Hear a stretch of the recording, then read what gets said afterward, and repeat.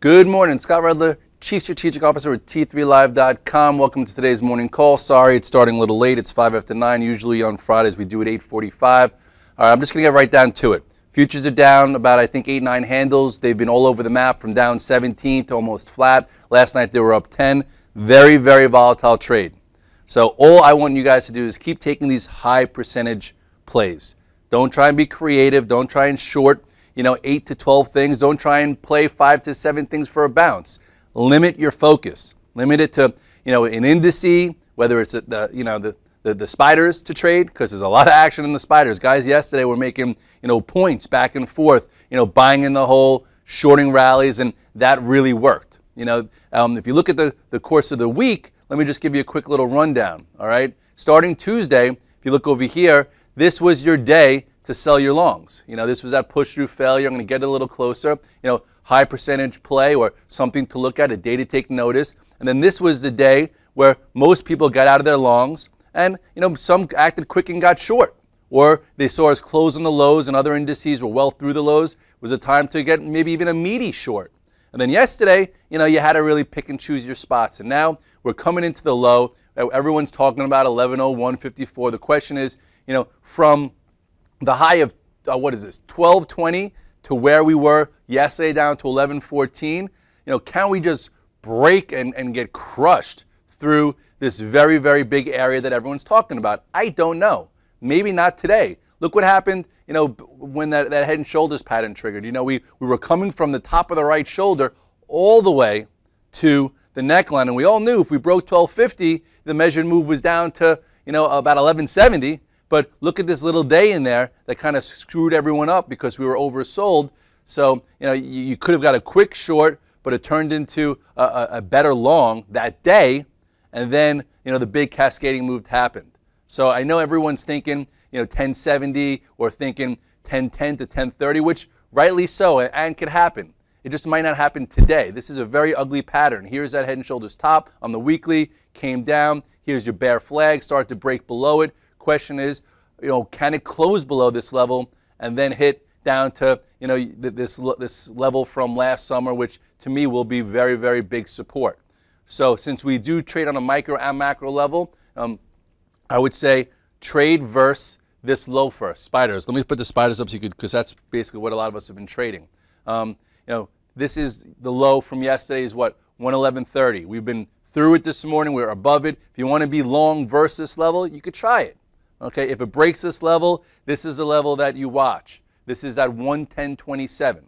So if you're watching that level, it could do a lot of things there. It could stop in front of it, and then people could be shorting it, trying to chase that short, and it could bounce quick for the day because it's, again, day 4 of this down move. Or there could just be no support, and we could just slice it through it and then get everyone trapped and close above it. There's so many different scenarios that could happen that we'll be talking to you through on the radio. We're all here today. We're all ready to play ball. It's a Friday, so it makes it a bit more difficult because people are like, oh, what if they do some huge coordinated effort over the weekend? People might not want to be short. But I don't think people are running to be buyers either. So the market will tell us what the story is. And I just compartmentalize the day into 3 or 4 different types of zones. Like from 9:30 to 10:30, do they try and bounce us off that support? Then can you short the bounce? Or do they break below it, get it real nasty, and look like the sky's gonna fall, and then maybe at 2:30 or 2 o'clock they come in because they don't want to be short over the weekend and we get some kind of bounce? What I'm gonna watch again, like I always do, are the leaders. I'm gonna watch Apple, I'm gonna watch Amazon, I'm gonna see how they handle some of the lower zones.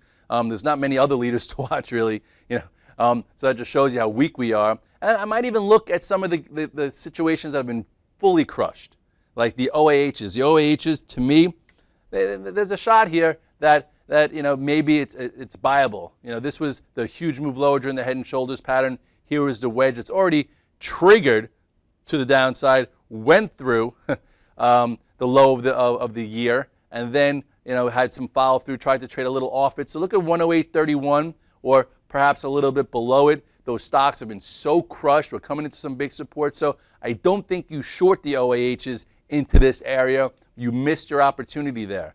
Same way you can't be shorting FCX now. I don't care if it goes lower. You missed your opportunity. I would say some guys made more money long it versus short it. So if it's down, maybe buy it versus this low. I think maybe we could get a cute bounce. Obviously, this is a laggard. It's a weak spot, but for us, there could be some opportunity there in this down open. For Apple, just watch yesterday's low. We'll get a closer look here. This was yesterday's action. It broke through this 404. Now it's trying to hold this 395 area. I would say you could watch it long versus yesterday's low of 396.70. If this were to break, watch this moving average down to 392. That gap will get filled, and then perhaps this would be an area. Look to this to see if anything could show some leadership. Amazon also broke its high, broke this level real quick. You could perhaps trade it versus this low. As far as like Sina and Baidu, the action there is broken. It's been crushed. So if you did sell Baidu at 144 and you want to try it versus the lows of like 118 yesterday, fine. If you sold your Sina at 103, 104, like you should have and got stopped out, perhaps look for a day trade today. So today's a day where we could perhaps get a day trade in some of the stronger stocks, but we watch for it to materialize. See if the futures continue lower and all of a sudden these stocks stop going down. Then take your size down and then look that way.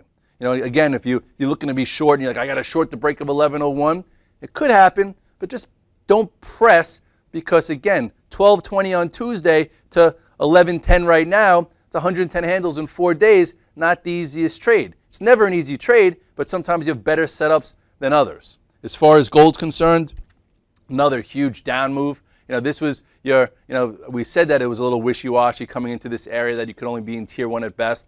Trying to figure out if we could buy it versus above this area or short below. It opened below it, and you really couldn't make that much money short yesterday. Now it's opening below it again. Perhaps, I guess, it fills this gap. I'm not exactly sure where it is right now, but this is by 162.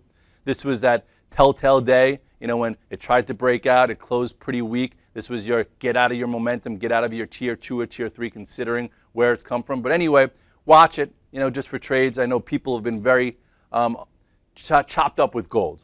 Gold has had great times to be involved, and sometimes it's been very choppy. Lately, I've been saying, traders aren't having success, so if you're not having success, just be flat it. Don't even trade it. There's easier things or better calculated things to do. And if you're still in your tier 1, you're probably in there from 13, 1400, maybe 1100. You have a lot of room. If you just want to stay that course, that's fine. Okay, I'm flat. I've been flat for a while, just trying to get the cash flow because it met my goal of 17 to 1800, a month or so back. But anyway, take it easy today. I think the community is doing very well. Everyone's talking, everyone's interacting. No one got caught in this down move. Some people didn't get as short as they wanted to, but that's fine. Half the battle is not being stuck, not waiting or wishing, but being in control of your keyboard and your trading account. And I think everyone is, and everyone's coming in today saying, okay, let's see where the opportunity is. Everyone's sitting more in cash, which is great. You're not, again, stuck on macro levels. IBD went into correction mode today, but we saw the signs Tuesday, Wednesday. We didn't wait till Thursday into Friday's paper to get the cash. So all is well.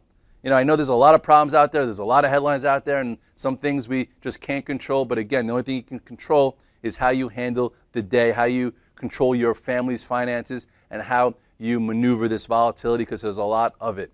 So preservation of capital is key. Trade levels versus levels. Keep your size down. Keep it simple, and you'll be able to maneuver today well. And make sure to follow us on the virtual trading floor and listen to the radio, because we'll be calling things out as we see it. Have a great morning trading.